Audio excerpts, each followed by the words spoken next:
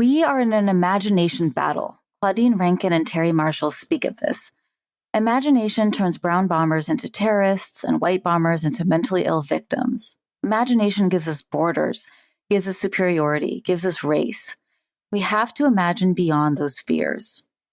These words, written by Adrienne Marie Brown in Emergent Strategies, influence my definition of thought leadership. So I define thought leadership as a practice where we consistently tap into our passion, experience, and credibility to build trust and community as we imagine and shape the future together for the better. But I know thought leadership can have an icky reputation.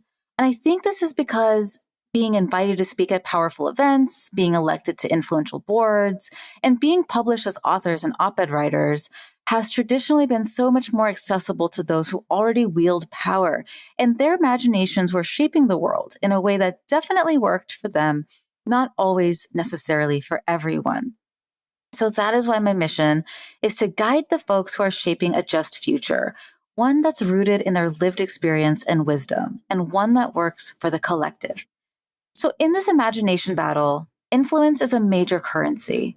Without influence, the promise contained in our imagination dies on the vine. Influence is like the fuel that lets our imagination work as a 3D printer, actually creating those new spaces that we see. Influence is part of the necessary kindling that can spark a new way of doing things. So how do we build up our influence to drive change, especially if we have identities that have been historically overlooked and underestimated? That's what you're going to learn about in this podcast episode. So let's get it going.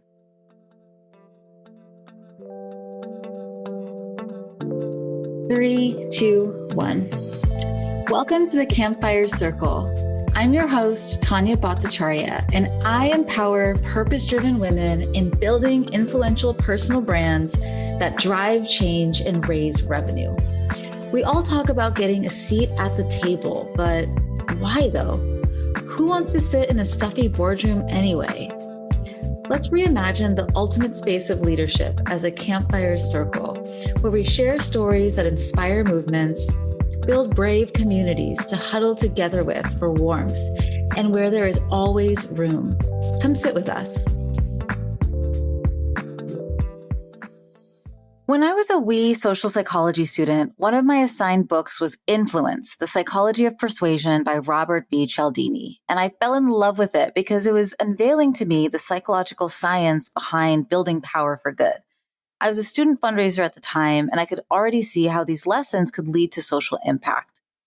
So Dr. Cialdini breaks down 7 principles of influence, which I'm going to speak to from a social impact lens and share some exact examples of how you can use these principles to drive change and raise revenue to support the future that you're working to build. And so the first one is reciprocity. And I love talking about reciprocity because really it's a tenet of participating in a community. And there's a lot of examples that Dr. Cialdini includes in his book, like the fact that getting peppermints along with your restaurant bill generally increases your positive feelings and even your willingness to tip.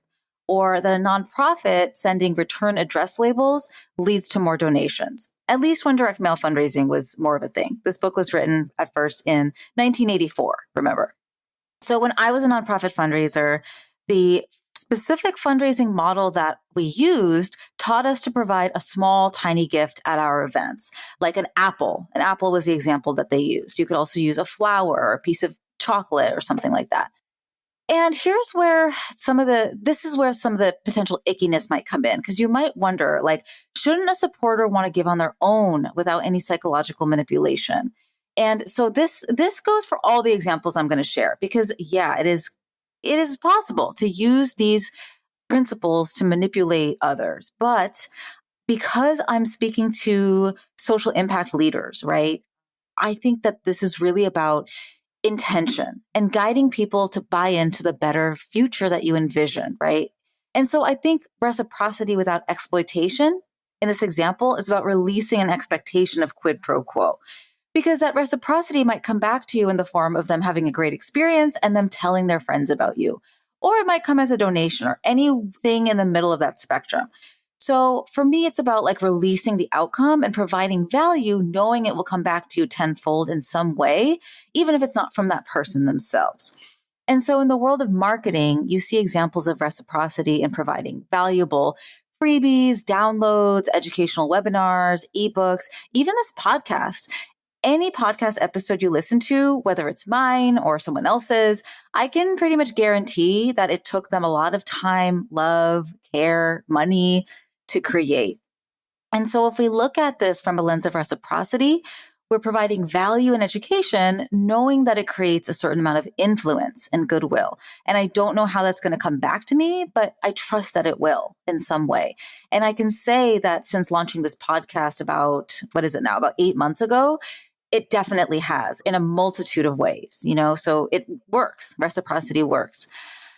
Now, the next one is commitment and consistency. And so Dr. Cialdini calls this out as our obsessive desire to be and to appear consistent with what we have already done. And so if you happen to have the book or if you buy the book, it's on page 57. And so this principle always reminds me of studying in the library and asking our neighbor, who happens to be a stranger, to watch our stuff. Like, we don't know that person. Yet, if you have ever said yes to watching a stranger's stuff, you probably have really done so, right?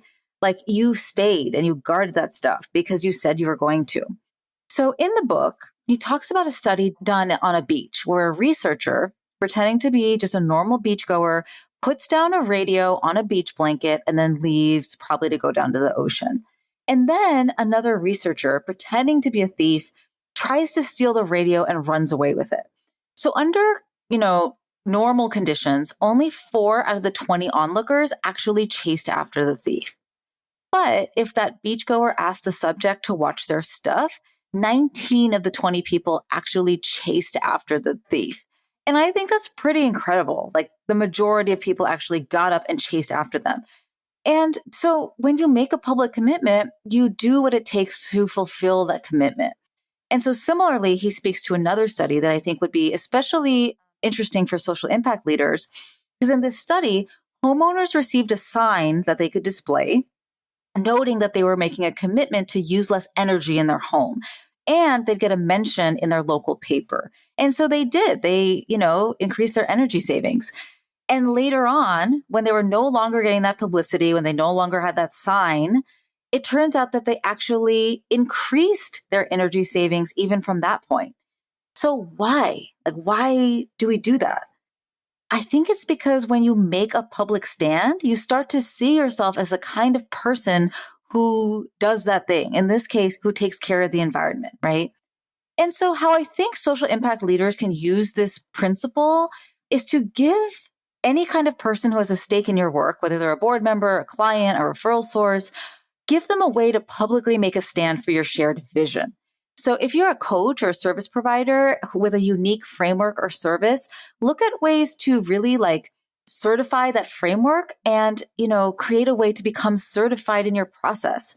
If you're an app or you're a technology that does good, give your partners a seal or a logo to put on their site to note that they're partners of yours. If you're a nonprofit, give your key potential, stakeholders an opportunity to speak at your summits and your conferences, and then give them promotional materials so that they can post it on their LinkedIn and other social media so they can publicly share their affiliation with your cause.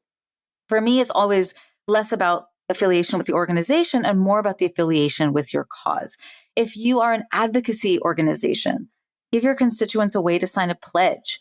And there has been obvious criticism about pledges as being toothless because folks aren't actually taking a big action here. But I would beg to differ based on the studies that Dr. Cialdini has spoken to in his book. Think of signing a pledge as the first step in a journey to them becoming just an amazing supporter. Because once they see themselves as the kind of person who supports the social impact work that you're committed to, they will become more invested in taking the actions required to get the cause further along to your vision. All right. So social proof is the next one he talks about. And this is one of my favorite ones to use in practice and teach my clients who are working towards becoming trusted thought leaders on LinkedIn. And really, social proof boils down to the fact that humans are persuaded more by the actions of others. So that's why we all drive past the speed limit on the 405, right? Because everyone around us is doing it. So it's got to be okay, right? So again, the actual chapter from the book, full of great examples. My favorite one being when Dr. Cialdini is trying to teach his 3-year-old son to swim. So he hires one of his graduate students, who's a 6'2" former lifeguard, to try and teach him the basics. But his son is not having it. He's not interested at all. But what eventually gets his young son to learn to swim is him realizing that his friend Tommy, who also happens to be 3 years old, already knows how to swim. So of course he should know how to swim too. And I love this so much for many reasons. One, it points to the power of our lived experience as being more powerful than stats, than facts and figures, or even doing what people who are quote unquote like authority figures or in power tell us to do. So when people tell me, oh my gosh, I don't have enough degrees, I don't have enough years of experience, I don't have the right credentials to be a thought leader, or like really put myself out as a trusted voice or a trusted expert, I always bring up the example of the college docent. So if you ever went and took college tours before deciding on a school to go to, think about who it was that gave you that tour. It wasn't the dean, right? It wasn't a professor. It wasn't even a staff person. It was probably a college student who was maybe 1 or 2 years older than you, who was showing you around. And really, that is the most appropriate person because they're relatable. They, not that long ago, were in the very spot that you're in, trying to figure out where to go, what choice to make. And you probably have the exact same, maybe not the exact same, but you have similar fears, concerns, and questions. And so how can you use this concept of social proof to build influence as a social impact leader? So the first way, I think, is definitely to share your story that positions you as a guide. And I talk about this all the time on this podcast. But spaces where you can specifically share that story include your LinkedIn About section. So often I see this looking like a resume. It should read like a resource and it should be your story, right? You can talk about it on your About section of your website, which, by the way, is one of the most visited sections of your site because people want to know who you are. They want to know the face behind the work, right? If you're giving a presentation or a webinar or if you're on a panel, share your story first. Like have that be the first thing that you do. Because again, your story is your greatest tool in demonstrating that, yes, you have the lived experience, you have the social proof that can now help them get to where they're wanting to go. The second way to use social proof as an influence builder is testimonials and case studies. So I would encourage you to think about having an automated way to ask for a testimonial once you've worked with somebody. Like I just have that set up in my Honeybook, which is what I use to kind of like facilitate my client work. And also the other piece is definitely utilize the LinkedIn recommendation section because that brings such a high level of trust. You can't make those up. And by the way, I'm not saying anyone is making up their testimonials, but on LinkedIn, recommendations are attached to someone's LinkedIn profile. They have to leave them for you. So there's just like a really high level of trust there. So take a moment to consider who you're trying to build more influence and trusted relationships with, whether it's investors, conference hosts, referral sources from a certain like vertical that you work with really well, clients. And after you're done listening to this episode, ask 1 or 2 people who fit that description that you've already worked with in that way, who they had a positive experience and they can speak to your character and how you work together. Go to their LinkedIn profile. Make sure you're already connected. You have to be connected with them. But if you are, click on the button that says more and then request a recommendation. So this is a great way to build up your social proof over time because those live on your profile forever.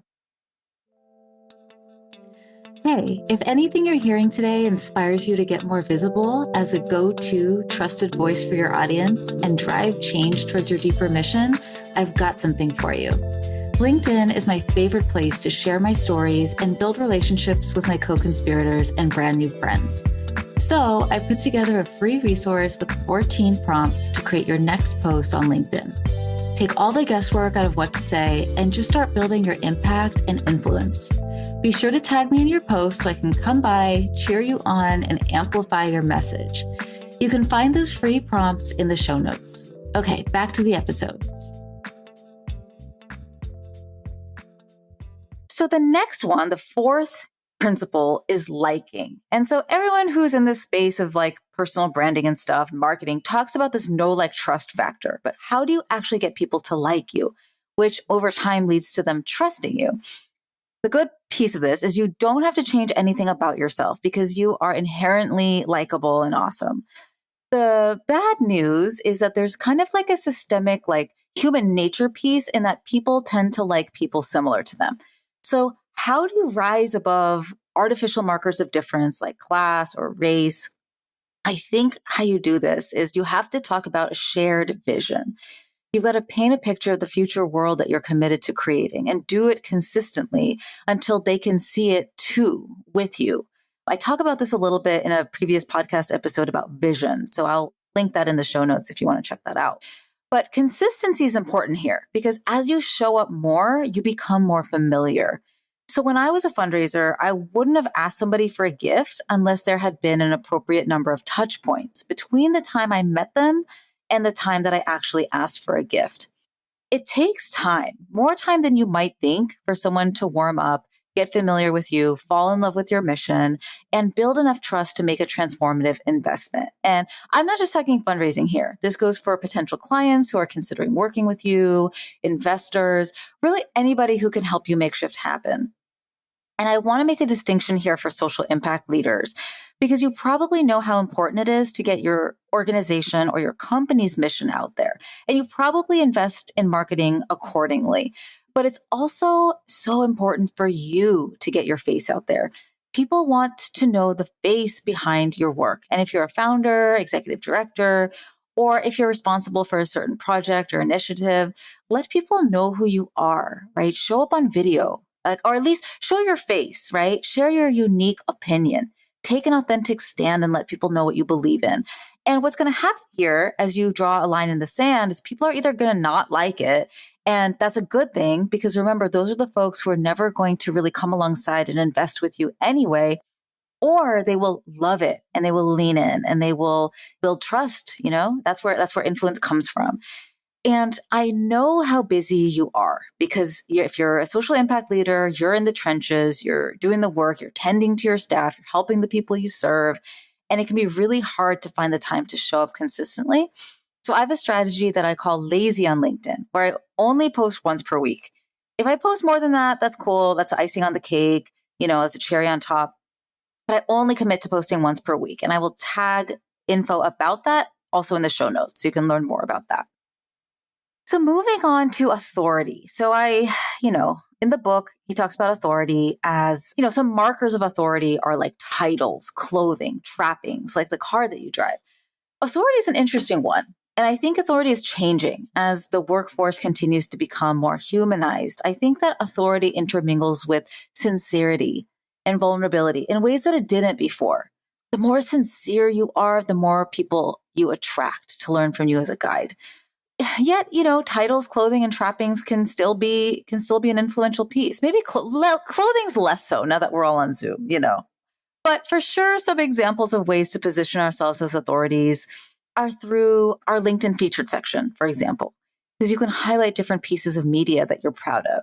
It can be podcasts. It can be other LinkedIn posts. It can be YouTube videos, anything that really showcases your authority, your expertise, your passion, your credibility. Yeah. Feature those things. Another way to tap into authority is to include logos of the different companies you've worked with or spoken for or presented to in your LinkedIn cover banner or, on your website or in your press kit. And listen, I know some of you are building your authority on other platforms like Instagram, or maybe you're like totally not on social media. You are just building authority through email or earned media, and you're just not that into LinkedIn. So I would recommend that you refresh your LinkedIn profile with some of these authority markers anyway, because when folks Google you, your LinkedIn is going to be one of the top things to come up because it's such a trusted site in the eyes of Google. So just keep that in mind. You're going to want some of these pieces to show up. So this next one is scarcity. So this is a complicated one. It's an interesting one, I'll say, because I obviously agree that scarcity is an influence builder because it motivates people into action. And, I believe multiple things could be true at once.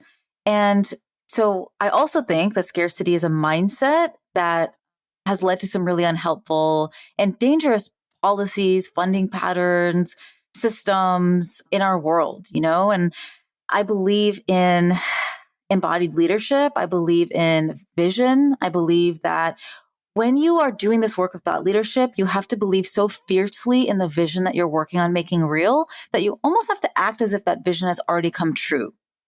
And in my vision for the future, scarcity does not exist because scarcity is manufactured, right? Scarcity is not real. So in my vision, scarcity has been replaced with abundance. So I'm actually not even going to really talk about scarcity. Instead, I'm going to talk about the new principle that Dr. Cialdini has introduced since the publishing of his original work. And I didn't even know about this. I found out about this when I was kind of brushing up on this for this article. But he has since published a seventh principle called unity. And he kind of refers to unity as being the backbone of all of the previous principles. And, he says unity is about crafting a group feeling. And I think this is the true nature of our world, right? It's about community. It's about interdependence. It's about relying on each other and lifting each other up. This is something that I could literally spend a whole podcast episode on. And to be honest, unity is what the Campfire Circle represents to me. I never found that at a boardroom table, but I think a Campfire Circle, it is about unity. It's about turning an audience into a community. And so what are some specific examples of infusing unity into your work? So one kind of easy way to practice this in your copy, in your content, is using the word you far more than you use I or we. Talk directly to the audience because, that's who this is for. Try using the LinkedIn polls feature or otherwise asking your community for feedback. Hold summits, have meetings where you're asking other people to speak in service of your shared vision. For me, it's like, how do I stoke a fire large enough so that everybody can feel its warmth, right? How can I highlight other people who are doing this work in service of this shared vision? Because at the end of the day, that is going to help that vision become real. That is going to, be a good thing in this imagination battle, right? So yeah, more than anything, remember you're building a community, not an audience as you practice brave thought leadership on LinkedIn. Share authentic content, about your story, which is such a powerful tool to create unity and get on the same page. And so if you're looking for support here, I want you to check out the show notes. I have a lot of resources at this point in there, but I want you specifically to check out my 14 LinkedIn prompts if you haven't already. They're all designed with a lot of these principles in mind, from social proof to authority to liking, definitely for unity.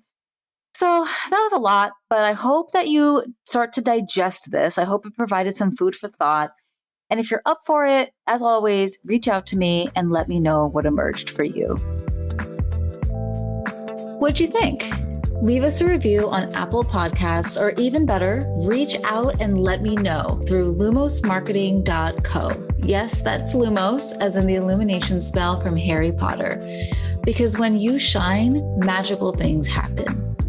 You can get social with me on LinkedIn, and of course, check out the show notes to stay in touch with our guests. Let's talk soon.